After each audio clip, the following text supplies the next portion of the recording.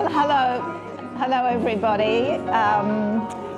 Welcome back to people who've been on my tours. It's just so much fun to see you all again, and welcome to people who actually haven't been here before.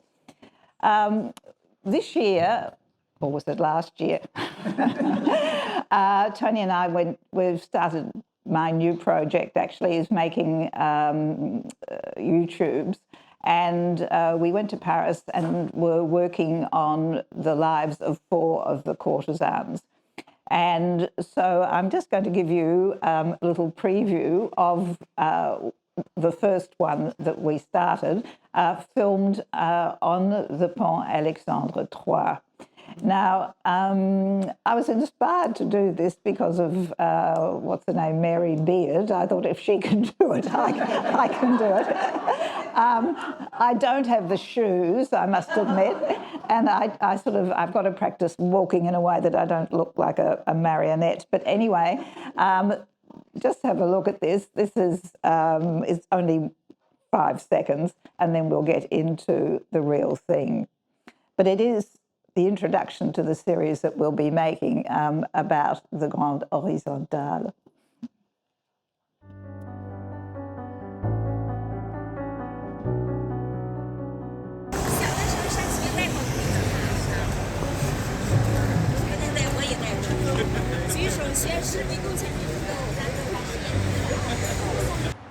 In Paris, anything seems possible. You just need to turn a corner, cross a bridge, go into a courtyard, and another world appears.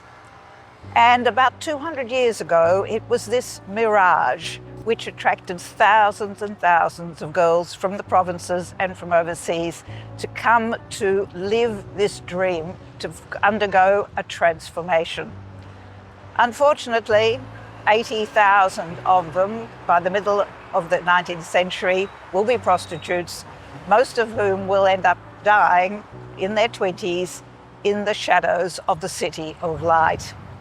Out of this group of women, an elite would emerge who would become legendary and identified with that magnificent figure, the Parisian, whom everybody throughout the world wanted to imitate. These women were known as the Great Horizontals, les Grandes Horizontales.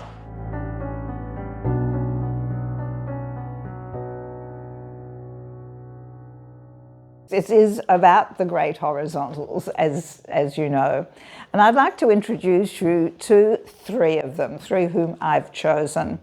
The first one, whom we'll be looking at today, is Cora Pearl, and I want you to focus on the names. The second one is Valtesse de la Bine, in other words, Your Highness de la Bine, aristocratic. And the last one is Liane de Pougy. All right, so these names are theatrical. They're almost like something out of Hollywood. They're names of women who have transformed themselves. All right, they're extravagant, ostentatious names.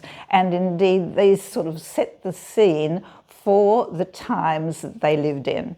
And what I'm going to be looking at particularly today is the way in which these great horizontals really could not have emerged at a time earlier or later. They are perfectly in sync with their times. Now, these women had 3 or 4 things in common. The first was that they were celebrities.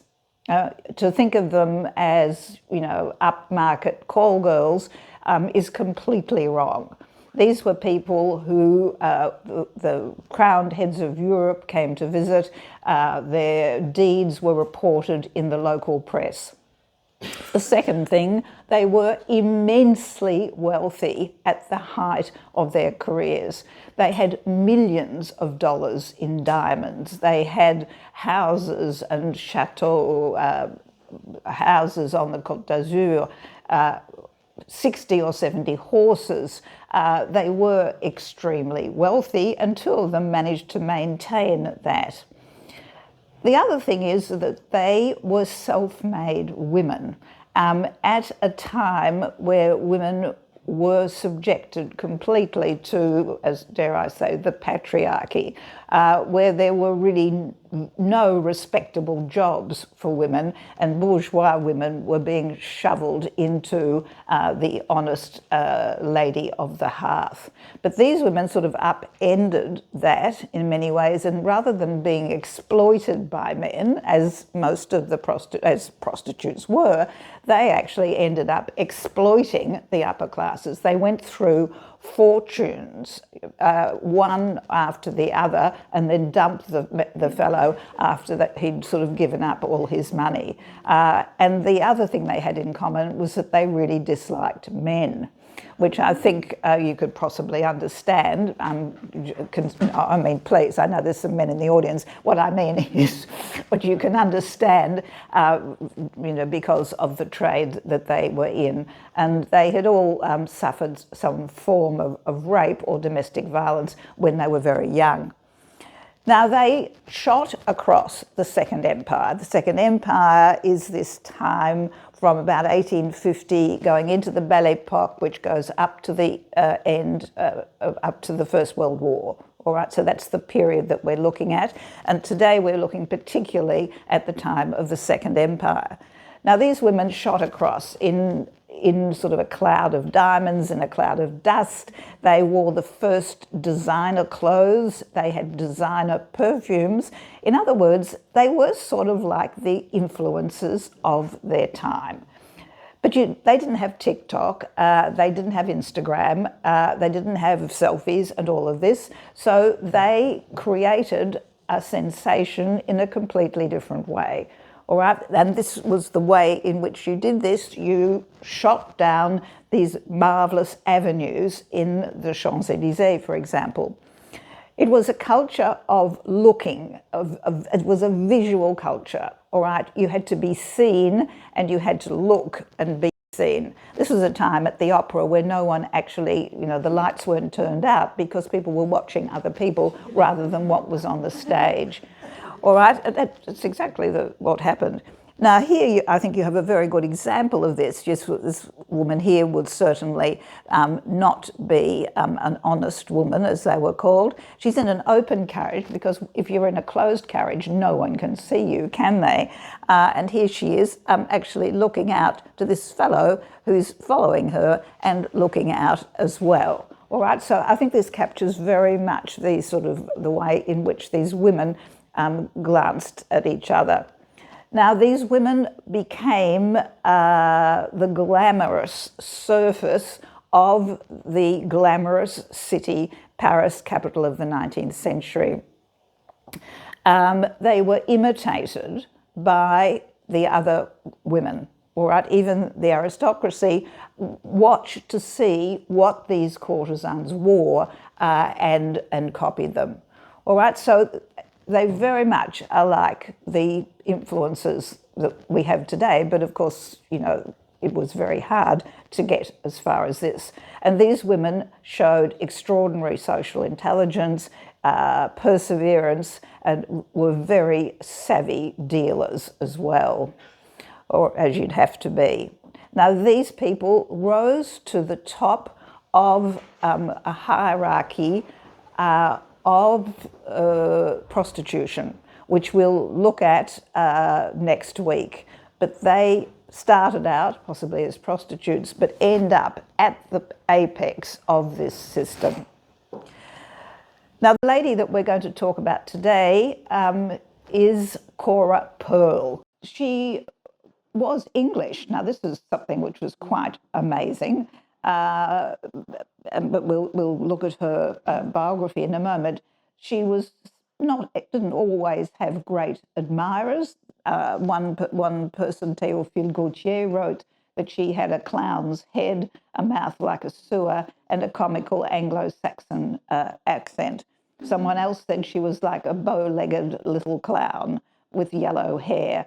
So, interesting sort of person, but what it was that she turned herself into a spectacle And each of these courtesans wanted to differentiate themselves from the others because there's quite a bit of competition, as you can imagine, and we'll see how she did this. Now, she really couldn't have existed, this is the point I suppose I'm really trying to make, in the Paris before the revolution, in the Paris before Napoleon III comes to power. He is the nephew of Napoleon Bonaparte. He comes to power as president and then with the coup d'etat becomes emperor. And it is he who is going to change the face of Paris and turn it into the capital of the 19th century. Now, he sets about destroying the centre and setting up large avenues. Now, he does this for a number of reasons, but before this, I want you just to look at what these Paris, the centre of Paris was like before 1850. Paris stank. You knew you were coming near it about 50 miles away because of this disgusting smell of sewage and cabbage and urine and rot. And it was known for its smell. You have no sewers, you have no footpaths, there's no light, there's no balconies. How, as a courtesan, can you sweep along in a carriage? Can anyone see you? No, of course not. So in other words, this early Paris would have had its forms of prostitution, but not as a theatre that it will become when the great transformation takes place. There was also worries about miasmas as well. One of the reasons Napoleon III gets rid of the centre, apart from making it beautiful and making it safe, is because of these new ideas about miasmas, and there were a huge number of cholera epidemics. So he tasks his friend Baron Haussmann to reconstruct Paris. I'm not going to spend much time on this. And day and night, all of the centre is dug up. All right, now this is which will now be the Avenue de l'Opéra, and wide boulevards are put in. Now, we now have the Paris that we have today, but it is absolutely perfect now as a theatre of glamour, a way in which one can show wealth, prestige, and particular one's money and one's rank. You see, it's all about movement. Now you can come along in a carriage and you can be seen in other carriages as they pass you. All right, none of these little streets. There are footpaths where people who aren't privileged enough to be in a carriage can see you as well. You now have street lights at night, you have trees, you have a whole theatrical decor as you sweep past and look extraordinary. All right, so this then is the scenography of the courtesans.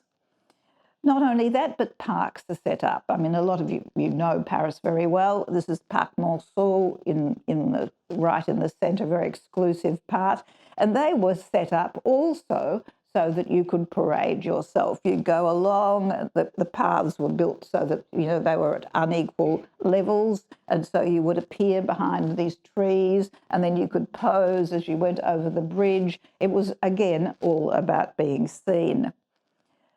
The centre of Paris is given over to the wealthy, to the extremely wealthy. They take over these what was the little lanes that had been the centre. And these extraordinary buildings are put up round the Parc Monceau. As you can see, it's all about ostentation. Look at me. It's sort of in the best passable taste, as they would say. If you don't have enough balconies, you have a little bit of something else here, and they have chimney pots with flames. It's all about looking extraordinary on the outside. And on the inside, and also at the ends of each of these boulevards, you have enormous buildings, which also are just something like out of meringues. This is, of course, the Opera Garnier, with an enormous staircase. Staircases were important because you could go up and people could see you and you could be seen. The steps were slightly built on a slightly different. Every second one was a slightly different height, So as the ladies went up in their crinolines, it meant that their crinolines moved, and you have this sort of almost, cinematographic movement of these extraordinary bright colours, because also with technology, new colours, bright colours, bright purples, bright greens were now manufactured as well. So forget about the beige, the cream, it's all now about looking extraordinary. Now, the decor itself is ostentatious, and the British are very sort of dismissive about this. They call the French this time the Carnival Empire, because it was all sort of, stock, it was all false. And of course, with technology, you can now manufacture sort of gold paint much better. You don't have to have gold so much as in the old days. So all of the decor is sort of gold, gold, and more gold. I mean, Trump would have loved this place. It really is very, very sort of similar. It's, just like the ballroom that he's going to produce. I'm sure he hasn't actually managed to get into the Louvre, but anyway. Now, clothes were the same. Women now also were part of the showpiece, all right? It was you no longer had sort of drab single skirts. The crinolines became bigger and bigger and bigger, sort of as showpieces as well. Now, this is an example by the sort of by about 1900 or maybe 1880, the bustle emerges, the crinoline, because it goes behind. But this, I thought, was very exactly what happens when you actually have people looking at you. All right, so here we have the woman of ambition. Now, she clearly isn't his daughter. Well, who knows? But he's certainly older than her. As she moves in, and moving would be pretty damn difficult because you'd have wire around your neck, and you'd have your skirt like this, and you'd have the corset, but you look amazing. That's the main thing. It's all about looking. As she moves in, look, this fellow's saying, "I say, old fellow," and this fellow's got his lorgnettes frosted over. He's so sort of excited, and this woman's probably talking about astronomy, and he's not slightest bit interested. So they're all actually. The idea is to be admired, and as men took these women on to show their own wealth, these women cost a fortune, like $80,000 a night. And so if you were with one of these women, everyone knew you were extremely wealthy. Now, I'll talk about what marriage and everything was like next week, so why this happened. In the meantime, you have two Parises. You have Paris of the inner boulevards, where people were wealthy. You've got all of these high-end prostitutes. And then on the outside, you have Montmartre, people drinking absinthe. Inside, you have these extraordinarily wealthy people. And around Montmartre, you have the rag pickers. So you really have this dichotomy of Paris, which is set up. And it's from these outer boulevards of poverty that these women that we're tracing will emerge. When Paris was being restructured, thousands and thousands of girls came to Paris to try their fortune. I mean, it attracted millions of workers to do all this construction work, but also there was a need for servants. There was a burgeoning industry in fashion and so on. So thousands and thousands of girls from the country with no education came. They earned practically nothing selling flowers, and so eventually ended up in brothels or as prostitutes.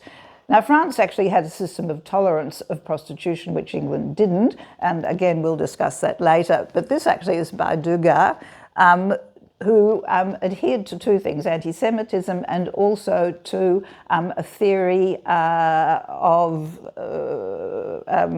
what's it called, Darwinism. not really Darwinism. It's called counter-Darwinism. And the idea was that you were actually born a prostitute. And you could tell a prostitute because they were very close to apes. And in this picture you can see that, and there's a whole list of attributes of prostitutes. They had large stomachs, they had large jaws, they had a small forehead, that meant you had no brains, and they had an awful lot of hair. All right, and so here you've got that exhibited, and they have no shame, they like drinking, and they're often very poor. So that, you're born like that. There was no social Darwinism is the word I was trying to get. Yeah. So here you go, which I think exactly gives you this idea of what they're like. But they've got their shoes on, which I think is quite funny. All right. In contrast, of course, to the top, we have the women who've made it. Here you have another old geezer putting a beautiful sable cape on this very, very young courtesan. All right, now let's talk about Cora Pearl, who was not born Cora Pearl. She was born Eliza Crouch, which doesn't quite do it, does it? Yeah. And she was born in Plymouth of a family of people who were actually, her father was very musical, but absconded with another woman and then ended up in the United States with several other wives. In the meantime, her mother took not another husband, but another partner who Cora didn't like at all.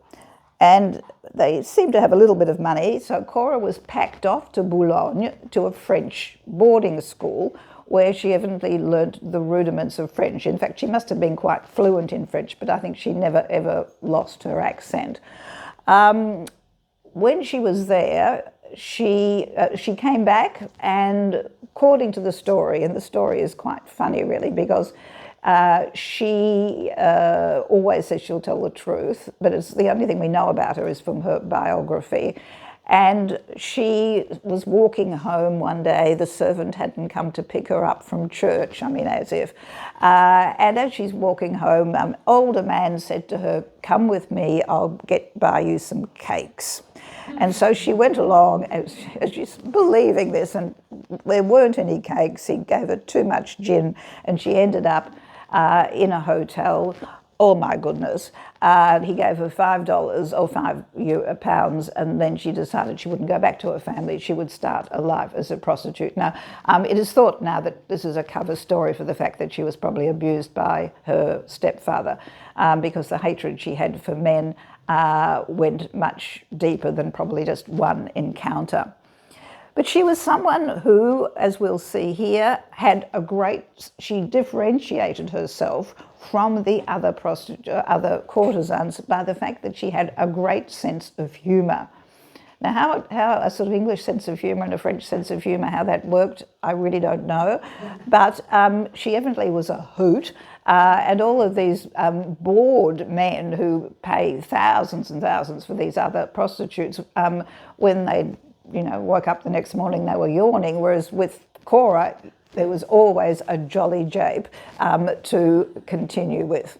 And you can see here, she's got a sort of, at a time when photos were taken and you stood, like this, because it took a long time to the process of the photography, she's really chosen to portray herself as spirited and individual, and also her own pose, not the pose that would have been imposed upon her by the photographer.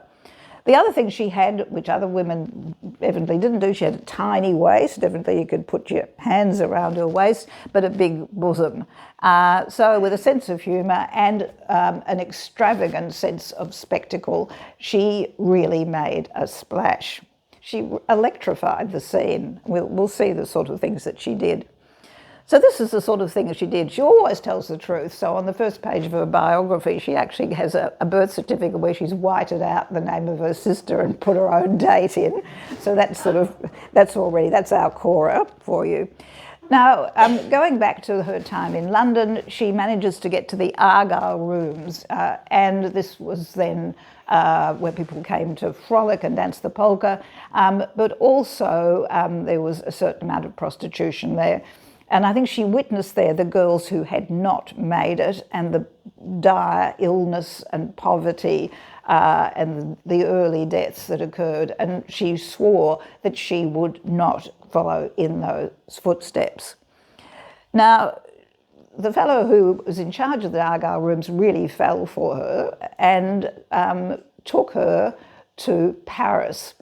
And there she went through all of the sort of, tourist attractions and was taken up to the top of the Arc de Triomphe and looked down on this magnificent city and decided she was not going back to London. So she burned her passport, told the fellow he could go back by himself, and she decides she'll set herself up. This was what she wanted to do, and you couldn't do this in London. So she started out, as all people in this trade did, and which we will talk about in much greater detail later, at Notre-Dame-de-Lorette, up in the 9th arrondissement, not actually in the church, but this area had just been basically very recently renovated, and the rooms were rather cheap because the landlords wanted people to come in. So you got these women who were on the second or third lowest rank of prostitutes. They weren't the lowest street walkers, but they were independent workers. And here we have Notre-Dame-de-Lorette. Some of you who have been to Paris will remember that very much. You can see how close it is to Montmartre. So here are the kind of clients that she would have had, all right? So not at all someone who you just would pick up on the corner of the street. So here she is, the Lorette. They were, bourgeois families were very worried. They set their sons up to Paris to be educated, and my goodness, they fell into the claws of these Lorette. Now, they were a well-known phenomenon of the lower levels of prostitution, and Alexandre Dumas fils says the breed belonged entirely, that's the Lorette, to the feminine sex. It was made up of charming little beings, tidy, elegant, flirtatious, whom one could not classify according to any known type. She was neither a streetwalker nor a grisette, that's a working class girl, nor a courtesan. She wasn't the bourgeois type, and she certainly wasn't the honest, decent woman type. Now, she launches herself as a Lorette and is discovered by a man there who will teach her all sorts of rudiments of the trade. She's a kind of a procureur, and after working in that area for a number of years, she strikes out by herself and starts out with the Napoleonic nobles. Now, at this time, we are now in the Second Empire, all right? This is the reign of Napoleon III, and there are a whole lot of people who had been ennobled by Napoleon I, all right? The old aristocracy either had gone into exile, had been executed. It still existed, but it didn't have the wealth, particularly the wealth or clout that the Napoleonic ennobled people did. And so Cora is going to specialise in Napoleonic people. And this one here, Victor, you've got to start somewhere. He doesn't look like he obviously didn't iron his trousers. Anyway, Victor Messinard, 3rd Duke of Rivoli. Now, there are all of these fake sort of titles, that have been given by Napoleon. And they've been given by Napoleon to his generals, all right? So this Victor Messinard is her first rise into that Napoleonic circle, even though it's rather at the bottom. Those of you who've been with me to Nice would remember the Villa Masséna, and this is the one who was ennobled. He was one of the great generals of Napoleon. All right, I think he was an innkeeper, but he was brilliant on the battlefield, and Napoleon ennobles him. All right, so all of his family then become sort of the new aristocracy. Now, he actually will give her wonderful clothes, starts out this idea of giving a fortune to Cora. She no longer has to scrabble to buy second-hand dresses and so on, and will fete her in these wonderful restaurants which had sprung up after the revolution. And one of these, which still exists today, is in the Hôtel La Pérouse, which actually has a tunnel underneath which goes to the Senate and the Hôtel de Ville, where the people there could come and entertain their mistresses. And there were these little private salons, which has a mirror where the courtesans used to make sure that the diamonds were real, and you can still see that. And these prostitutes, or these are not prostitutes, these courtesans would entertain. Now, there were a lot of them, so Cora distinguishes herself by being hilarious. When Demidov, one of the great princes of Russia, is eating there, he looks rather stuffy, so she picks up a chop and bangs him on the head, and he has gravy dripping down his face. Oh, I mean, he thinks this is amazing. Now, the thing about this, the word gets round, you have an interesting time with Cora Pearl, you know, she's not stuffy. So she starts out with these really silly, what we would call pranks in many ways. She then goes on, because she's hit it in the circle of the Napoleonic created generals, princes, onto Achille Murat.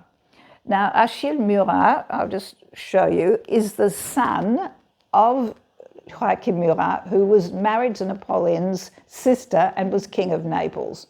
All right, so going back to him, so now, you know, this is a much bigger fish. And he was very, very young and besotted by Cora. And it is he who will give her her first horse. And she will go on from there to amass 60 thoroughbred horses. And then she makes this her symbol, you know, because, you know, she's English and the English love horses. So she then has all of her carriages drawn by little beige or cream horses, and everybody wants beige or cream horses. And she also has grooms who never smile, because everyone knows that the British have a stiff upper lip and never smile. All right, so all of these sort of caricatures of Britain, she incorporates into her image to distinguish herself, and it works incredibly. It's just like people on Instagram today. She then evidently was an amazing rider, and she called herself the Amazon.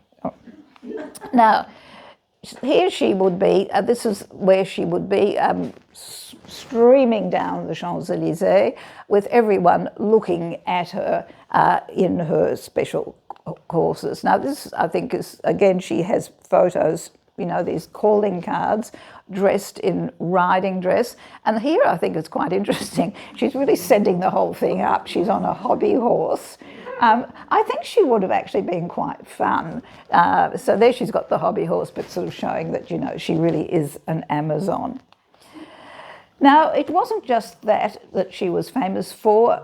The great designer Charles Worth, who was an Englishman, who, of course, designs the dresses of the Empress Eugénie, uses Cora as, not as his model or anything, but dresses her, and because people who are going to watch Cora will then want to buy the dresses that she wears, all right? So she is a kind of walking advertisement. And these dresses get bigger and bigger and bigger. He has a lot of problems with her because she actually wants more flounces and colours that don't work together, and so on. Now, she's now known that she's actually in these sort of circles, and she's known across Europe. And so you have the Prince of Orange, who will come to see her and give her a necklace that she always is wearing. She has two necklaces. One's a chain, which has the coat of arms of all of the princes of Europe who've come to visit her. And the other one is this wonderful necklace of gold with black pearls, we'll see in a moment. The other person who comes along is Edward VII, and you can see he's not what you'd call great fun, but very like the British royal family. Now she entertained him. He's of course bored stiff, but he could have any prostitute he wants, so she entertains him because she knows that the British have sort of scatological sense of humour, so she serves him champagne in a chamber pot. All right, do you know what I mean? She's really sort of out there, and everyone's amazed, right?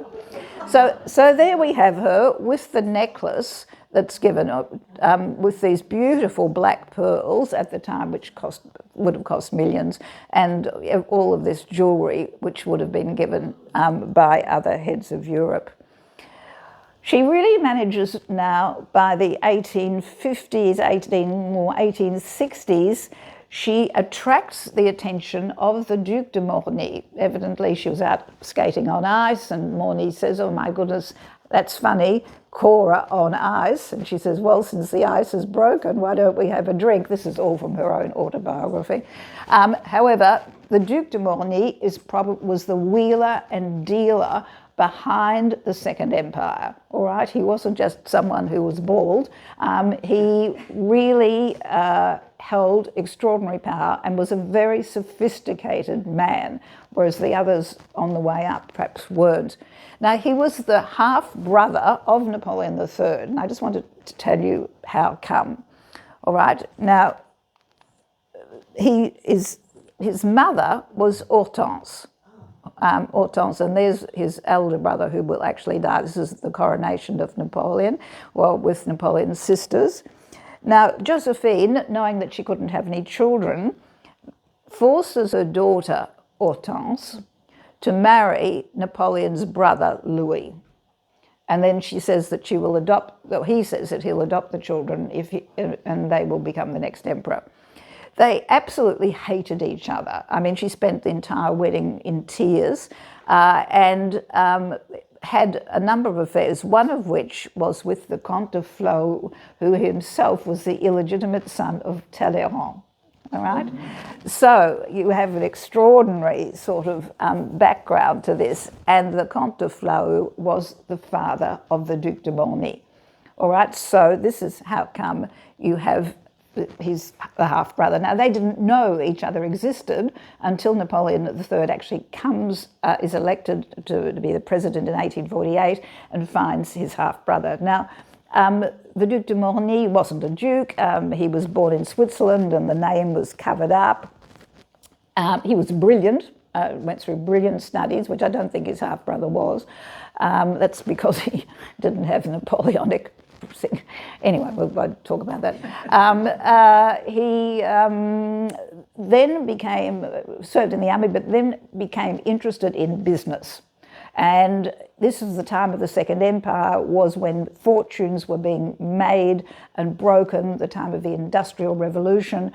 He starts out as investing in beetroot, of all things, and he will eventually end up as in charge of the Senate under Napoleon III, but making a fortune out of his business dealings. And you just needed to say Morny's in it and everyone would invest. But he was also an extremely subtle man. He wrote comedies with Offenbach and was a bit annoyed when they didn't go very well, composed music, but was an inveterate chaser of crinolines. Anyway, he set himself up with this beautiful daughter, wife of the Belgian ambassador, Laurent. And if you go to Paris, you can still see this residence on the rond-point of the Champs-Élysées.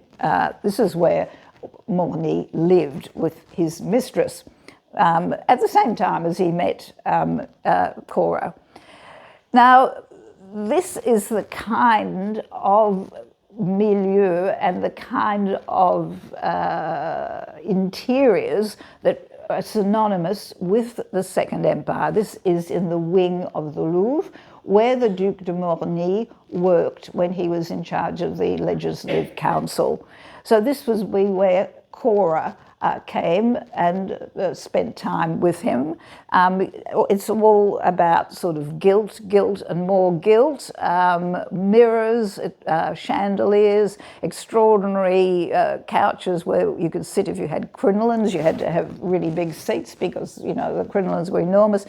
Chairs where you could sit this way, the three people could sit and talk. It's called an indiscreet. So everything's sort of false.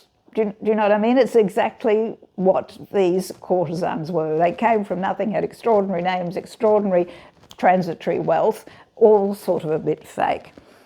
Now, while she was with the Duc de Morny, she again makes a splash.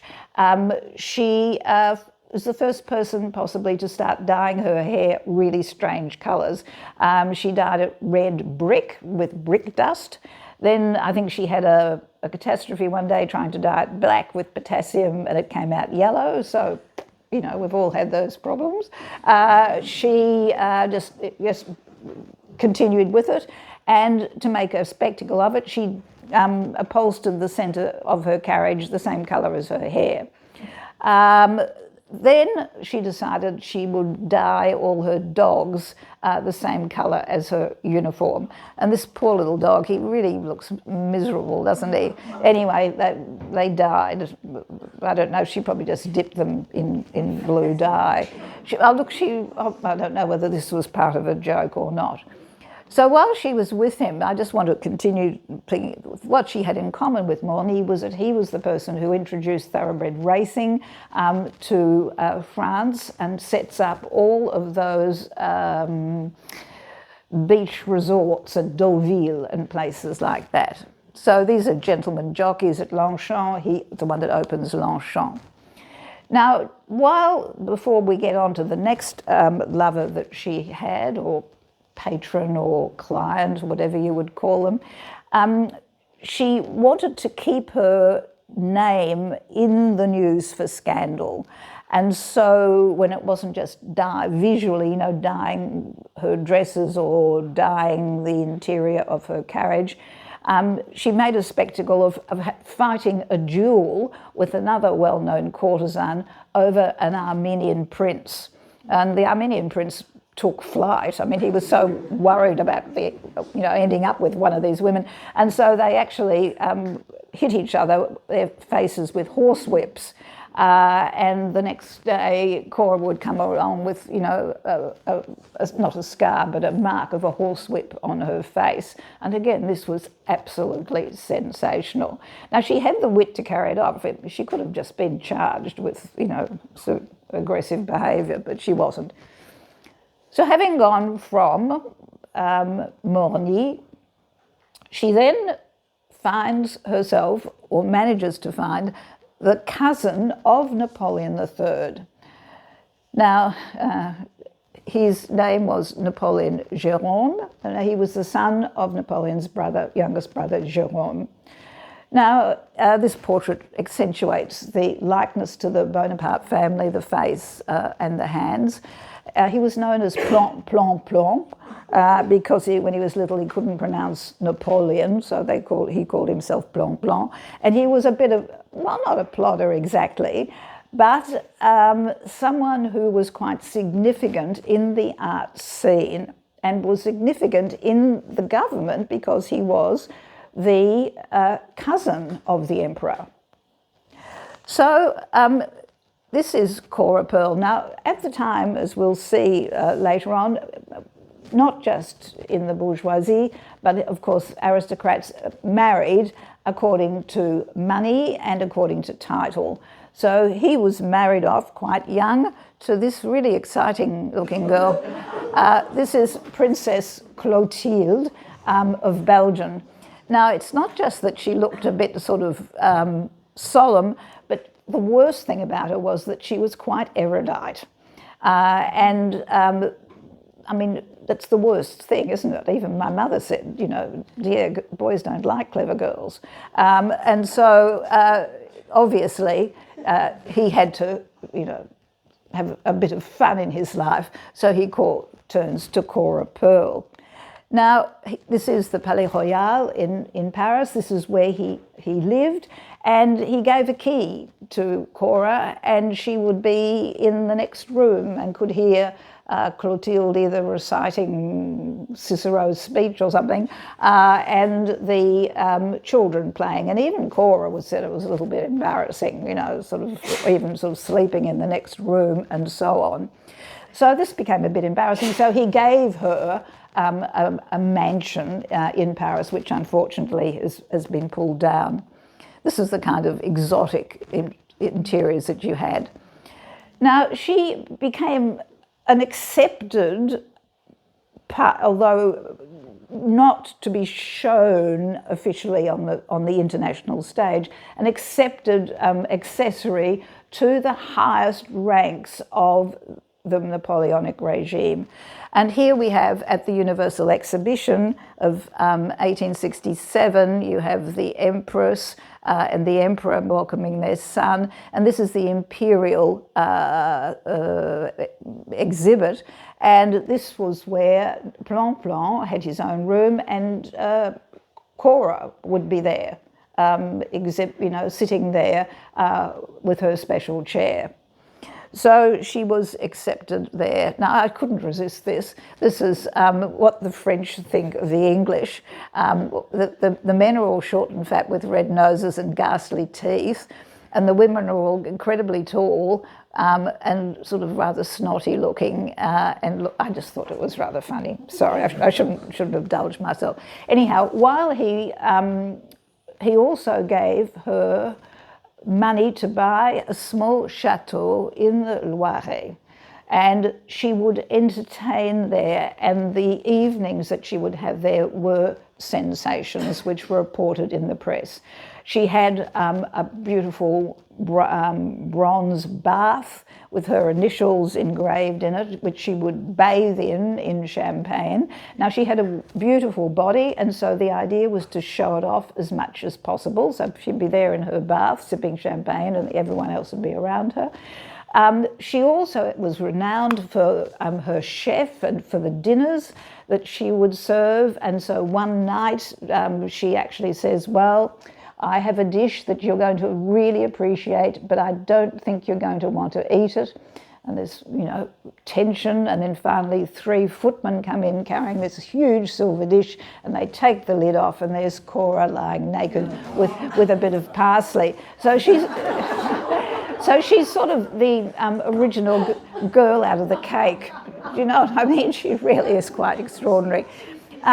Other jolly japes that we have as well were fireworks, going to the local casino and then letting off fireworks, and everyone would be, flabbergasted, or when they got really bored, they'd go around and throw stones at the street lights. I mean, really very strange sorts of behaviour. Excuse me, Sylvia, how old would she be? She would have been about, at this time, she'd be late 30s. Oh, thanks. Yes, would have grown out of that sort of behaviour. She dies, I think, when she's 49.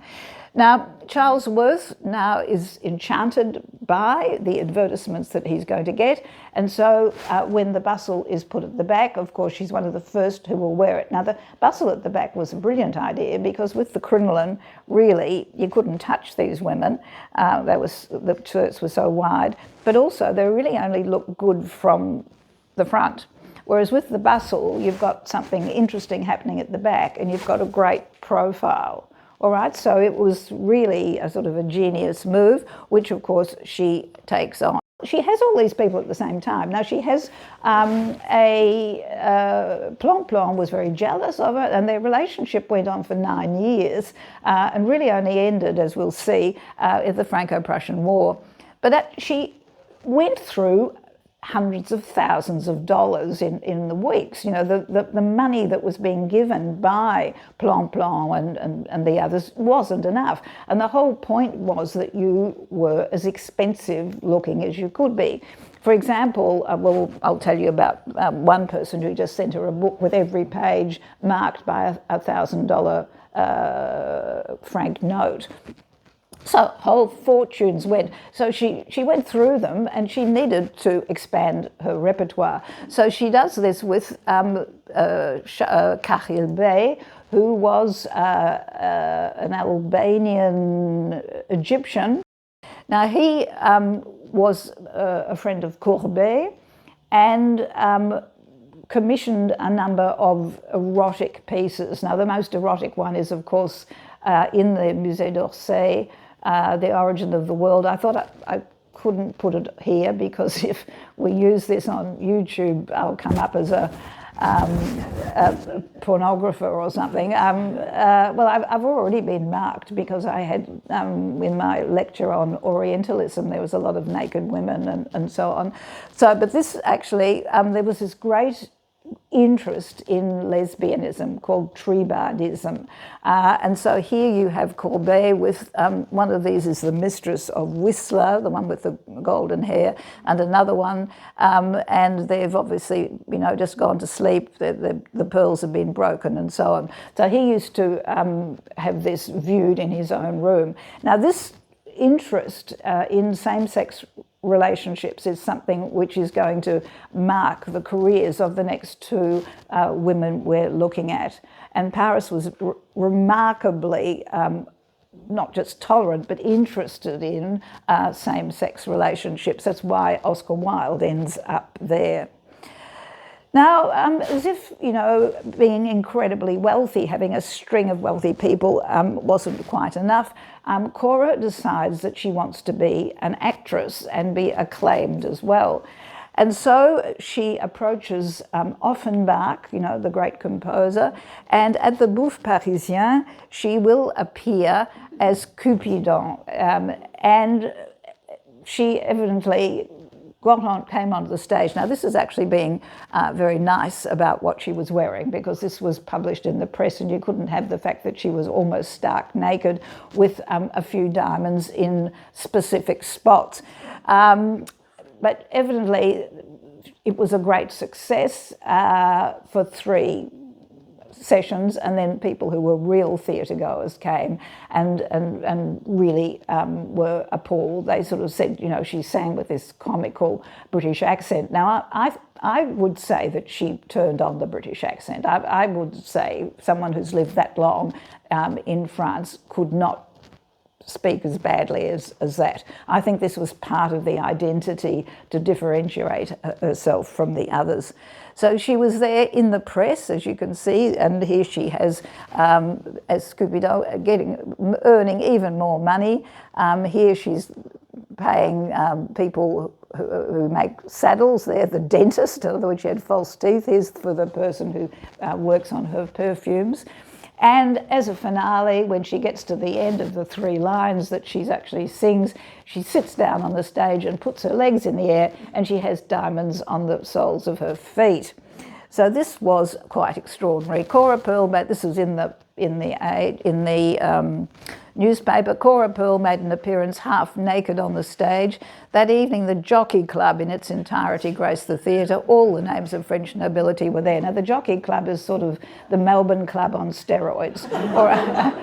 All right, it was the place, the stuffiest, possible who's who place to be there. And they all came. They probably all spent a bit of their daughters' fortunes on Cora. Well, she's unfortunate because the international politics intervenes in her career. Right? She was riding high as Plan's mistress of Kahil Bey, but Napoleon III declares war against the Prussians, and in 1870 it only lasts about 4 months. He's defeated, he abdicates and goes to England. Paris is besieged by the Prussians. This is a time of great penury. There was not enough to eat. They killed all the animals in the zoo. People had elephant stew and so on. Finally, Paris capitulates, and then you have the Commune, which takes place. I won't go into that political, it's not really relevant, but it's a time of great turmoil. And Cora, all of Cora's Napoleonic supporters have gone into exile. Plon is in exile. Most of those princes of Esling and so on have all disappeared from the scene.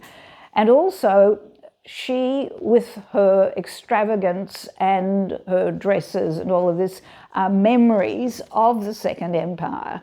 All right, and by 1871, it's the Second or Third Republic which comes into power. And it's a more austere time. It doesn't want to look back at the extravagance of Napoleon III. So she finds it harder to attract clients of the same ilk. She managed to get some of her horses out before the siege began.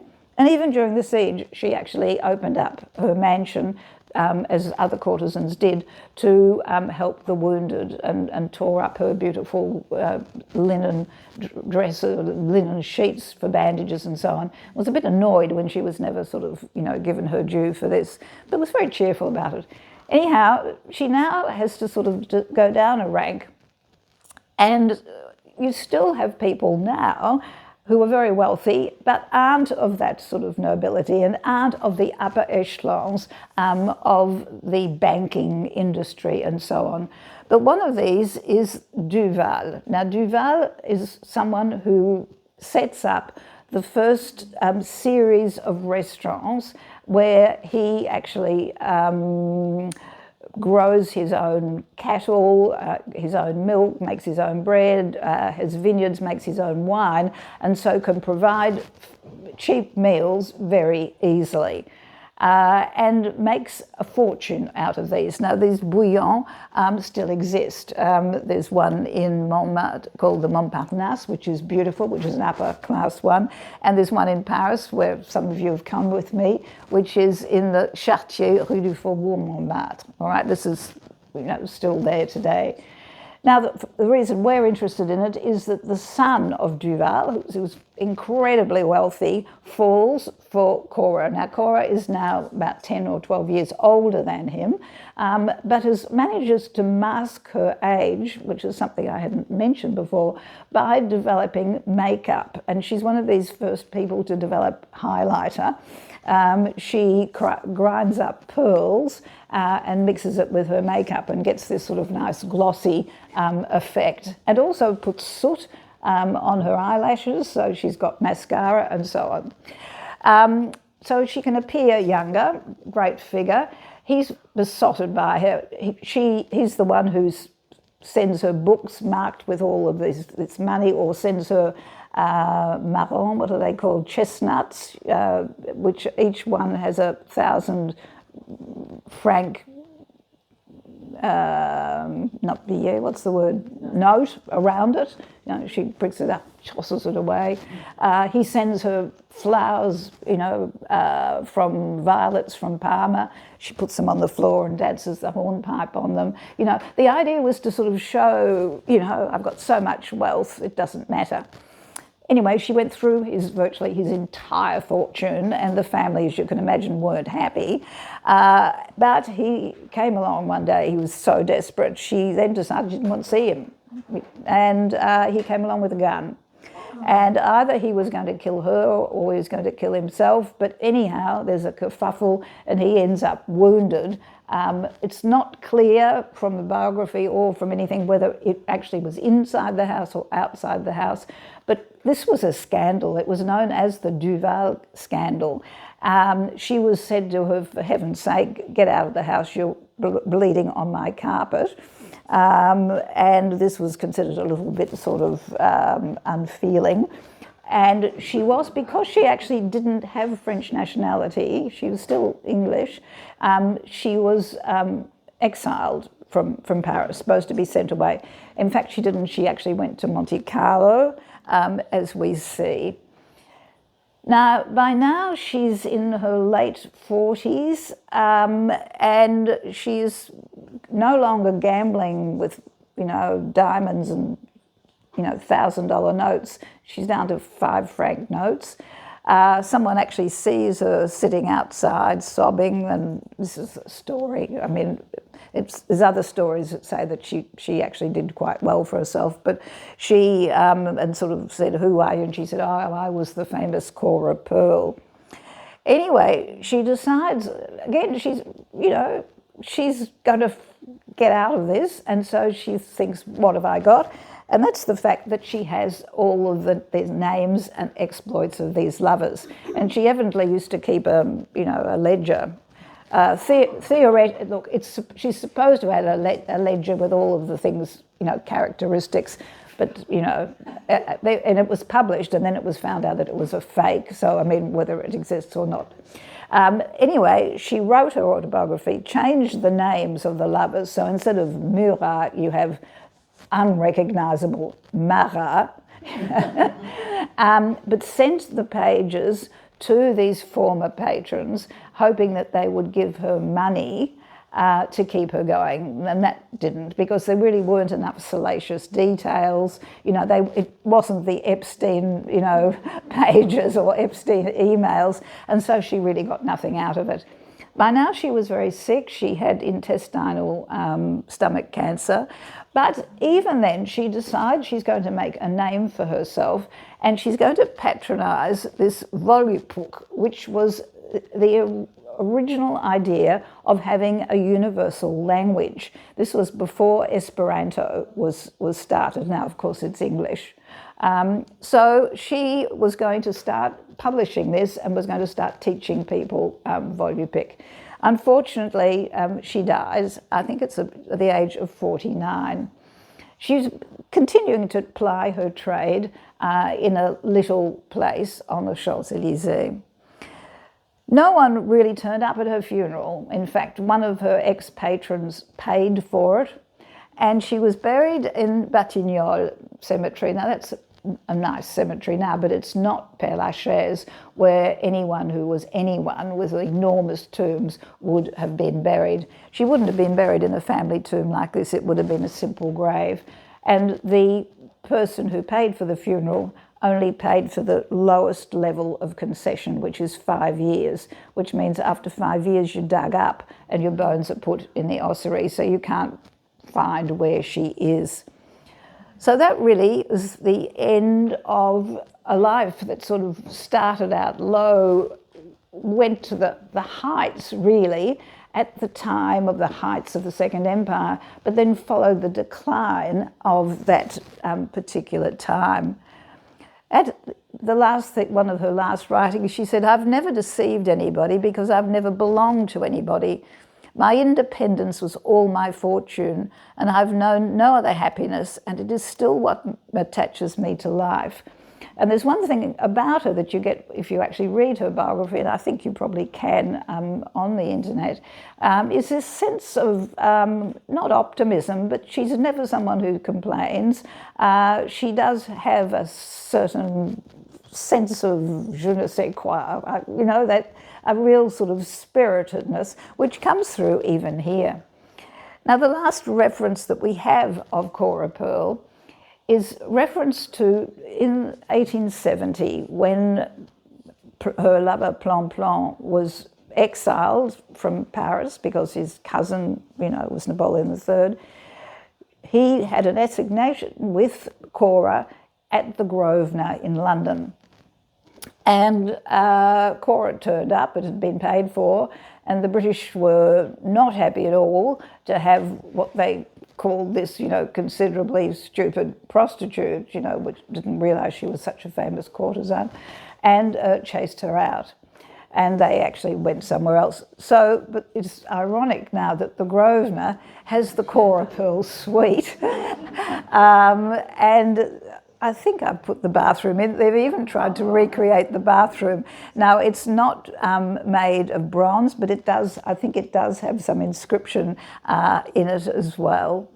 And when you pay a fortune to luxuriate in the bath, you can also buy a cocktail called the Tears of Cora Pearl. And this is a cocktail of vodka and crème de violette with violets in it as well.